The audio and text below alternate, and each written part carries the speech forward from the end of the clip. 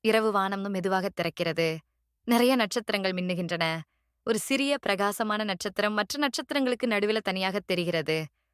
வானத்துல ரொம்ப தூரத்துல எண்ணில் அடங்காத நட்சத்திரங்கள் மின்னிட்டே இருந்துச்சு. அதுல ஒரு சின்னஞ்சிறு நட்சத்திரம் ரொம்பவும் பிரகாசமா இருந்துச்சு. அந்த நட்சத்திர குட்டிக்கு ஒரு ஆசை. என்ன ஆசை தெரியுமா? நம்ம பூமிய பார்க்கணும்னு ரொம்ப ஆசை. நட்சத்திர குட்டி ராத்திரி முழுக்க தன்னோட ஒளிய பூமிய நோக்கி பாய்ச்சிக்கிட்டே இருக்கும். பூமி ரொம்ப தூரத்துல சின்னதா ஒரு பந்து மாதிரி தெரிஞ்சுது. அங்க என்னென்ன இருக்குன்னு அந்த குட்டி நட்சத்திரத்துக்கு ரொம்பவும் தெரிஞ்சுக்கணும்னு. ஆசை ஒரு நாள் ராத்திரி, பூமியில ஒரு சின்ன பையன் தன்னோட வீட்டு ஜன்னல் வழியா வானத்த பார்த்துட்டு இருந்தான்.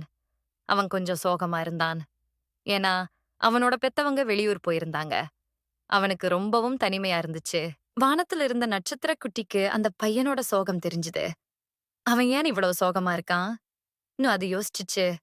உடனே அந்த நட்சத்திர குட்டி தன்னோட ஒளிய இன்னும் அதிகமா பிரகாசிக்க வச்சு, அந்த பையன் மேல பாய்ச்சுச்சு அந்த நட்சத்திரத்தோட வெளிச்சம் அந்த பையனோட ஜன்னல்ல பட்டு, அவனோட முகத்துல மெதுவா விழுந்துச்சு. அந்த வெளிச்சம் ரொம்பவும் இதமா இருந்துச்சு.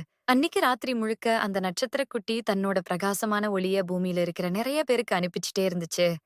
அந்த வெளிச்சம் எல்லாருக்கும் ஒரு நிம்மதியான உணர்வை குடுத்துச்சு. அந்த சின்ன பையனும் அந்த நட்சத்திரத்தோட வெளிச்சத்துல நல்லா தூங்கி போயிட்டான். பொழுது விடிஞ்சதும் சூரியன் வந்துட்டாரு. எல்லா நட்சத்திரங்களும் மெதுவா மறைஞ்சு போச்சு. ஆனா, அந்த சின்னஞ்சிறு நட்சத்திரம் மறுபடியும் ராத்திரி வரும்பொழுது பூமிய பார்க்கவும், அங்க இருக்கிறவங்களுக்கு தன்னால முடிஞ்ச உதவியை செய்யவும் காத்துக்கிட்டு இருந்துச்சு.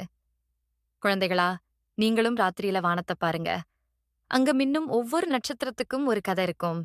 சில நட்சத்திரங்கள் நம்மள பார்த்து சந்தோஷப்படும். நல்லா தூங்குங்க.